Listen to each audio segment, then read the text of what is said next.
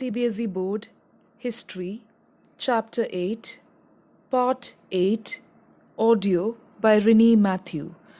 In the earlier slide, we saw that Indians reacted in three different ways to the changing revolution in clothing style.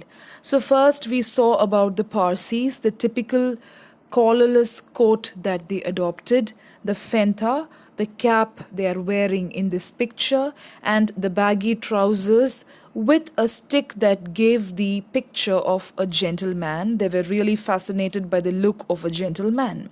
So that was the first style of response. Western style clothing was also especially attractive to groups of Dalit converts to Christianity who now found it liberating. So, people did not just convert to Christianity for faith or because of their trust in the religion. Also, they wanted to get away from the caste system which was followed badly in India in those days, which imposed a lot of restriction in their social forms, in their social life. Here too, it was men rather than women who affected the new dress styles. So, men were really influenced. One possible reason is because men were really involved with these English men more than the women. Women were always inside, they were not very active in the society like the European women who came to the forefront. So, maybe one reason is because the men were really actively involved, participating with all the affairs of the English men. That is one possible reason. The second response, there were others who were convinced that Western culture would lead to a loss of traditional cultural identity. So, this is what happened to the second group of people who really believed that wearing or adopting the Western clothes will really affect their traditional attire. The use of Western style clothes was taken as a sign of the world turning upside down. So, what does that particular phrase mean? It means that there was no question of changing their style at all. They are going to just continue with the traditional identity. Because if they are going to adopt the Western style, it is possible that they will lose their traditional identity. So, what they did was, the solution for this was to wear both Western and Indian clothes, not the fusion that we saw in the Parsis, but on certain days they will wear Western clothes, on the other days they preferred the Indian. Early 20th century anthropologist Verrier Elvin remembered that policemen in Pune who were going off duty would take their trousers off in the street and walk home in just tunic and undergarments. He was really comfortable with the Indian attire. He did not want to wear these trousers and go for duty. So he'll just take it off after duty and go in his normal, traditional, or kind of comfortable wear in the night. This difference between outer and inner worlds is still observed by some men today. So, this is very prominent and dominating even now in some parts of the country, not everywhere. So, there is another kind of reaction, there is a third response. Still, others tried a slightly different solution to the same dilemma. That is a third response, and this is very important. They attempted to combine Western and Indian forms of dressing where it was a fusion. Both Indian and Western style was adopted. These changes in clothing, however, had a turbulent history. It was not rapidly accepted. I told you that reformers were not accepted in the first place itself. So many people did not accept these changes in the first place. Slowly they started accepting, but this fusion style where they combined both the Indian and the Western style was not accepted in the beginning, because of course when you see it for the first time it looks funny, like wearing a coat on top with a dhoti. No, it will not really look good. But now it has become a fashion and it has become a part of personality for many people. Even some of our national leaders chose to wear such clothing and such kind of patterned attire. Caste conflict and dress change. This is very important. We did not have any sumptuary law in India like how the Westerners had. We did not encourage that also, maybe for some improbable reasons. The caste system clearly defined what subordinate and dominant caste Hindus should wear, eat, etc. So, specifically, they had kept regional choices or caste choices for the Hindus. And these codes had the force of law. They caught the Hindus and they said, you have to follow these rules. It is like law was also playing a very important role with the Hindus. They decided what they had to eat, how they had to dress, and there was no freedom of choice. And of course, caste system was very prominent. Changes in clothing styles that threatened these norms, therefore, often created violent social reactions. So, what happened was that slowly, when these rules were imposed, people were not very happy and they tried changing their clothing style. So, gradually and obviously, they were threatened. These norms were so strong because law was only supporting to have specific dress code for a particular caste.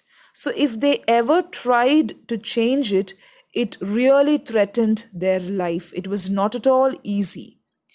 Over subsequent decades, a violent conflict over dress codes ensued. So, after this, India really faced a lot of problems, and some of it is really interesting. And when you read it now in the 21st century, it will be humorous also.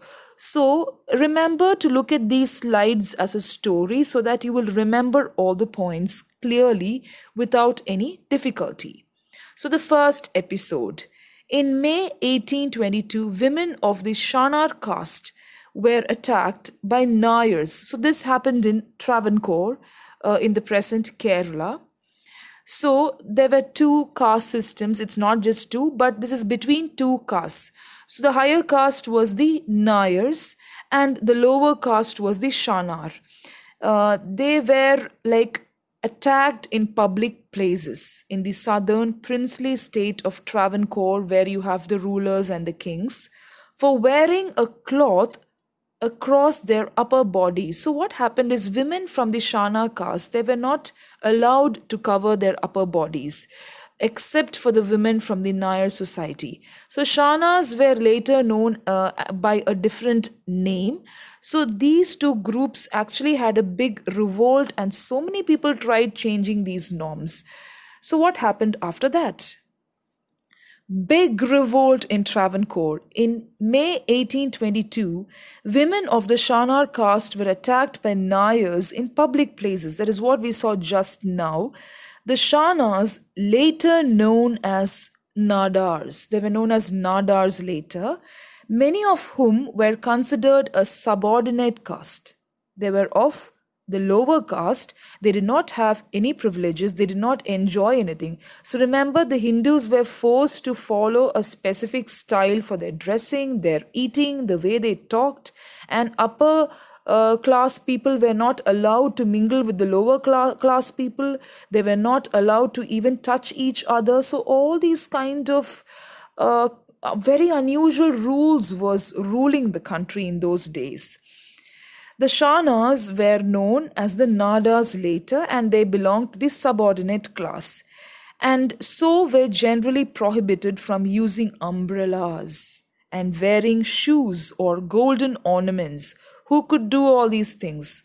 Only the people from the higher class could use umbrella, cover their upper bodies, wear shoes. Shoes means even the sandals to walk. You have to walk barefoot, and gold ornaments. And if you see a woman wearing gold ornaments, like especially a woman from the Shana caste, they used to beat her, even in public places.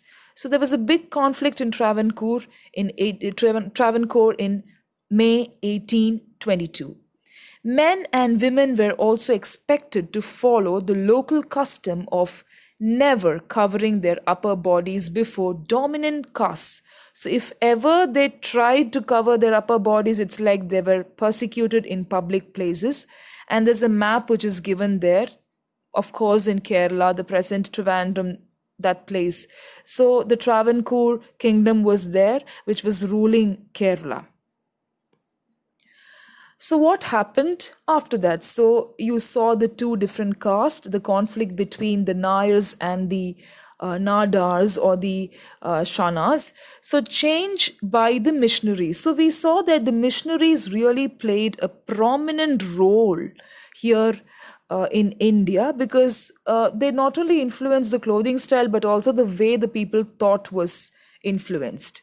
Shanar women converts began in the 1820s to wear tailored blouses and cloths to cover themselves like the dominant caste. So, without anybody's permission, the women, what did they do? They started covering their bodies. Of course, they had to.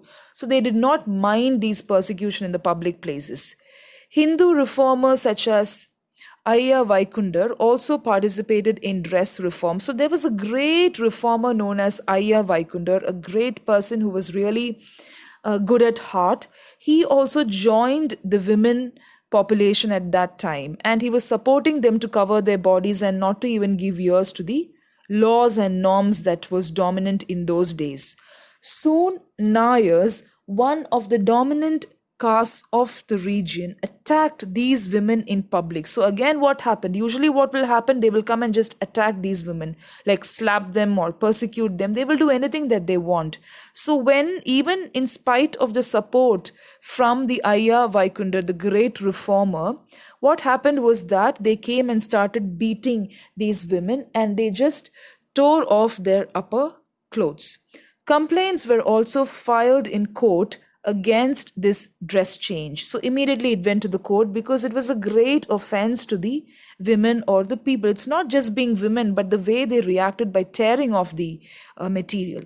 Especially since Shanas were also refusing to render free labor for the dominant caste. So, one main problem was not allowing them to dress, at least use the minimum requirement for their body. Second thing is, they were supposed to work for the dominant classes free of cost. They were not paid at all.